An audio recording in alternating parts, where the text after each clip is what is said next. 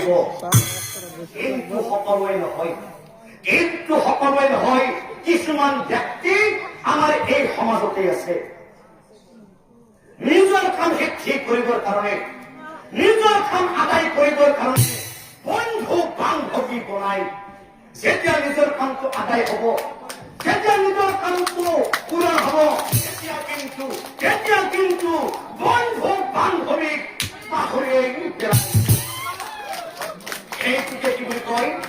সেইটোকে কি বুলি কয়? বিশ্বাসঘাতকতা কৰা। বিশ্বাসঘাতকতা কৰাৰ হত্যা কৰাৰ মাজত, বিশ্বাসঘাতকতা কৰাৰ হত্যা কৰাৰ মাজত কোনো পাৰ্থক্য নাই।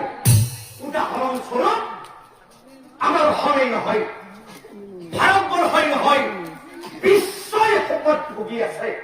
যেনেকুৱাকৈ সম্পত্তিৰ কাৰণে ছিংগাপুৰত আমাৰ হীৰাৰামকো হত্যা কৰিলে। মনত ৰাখিব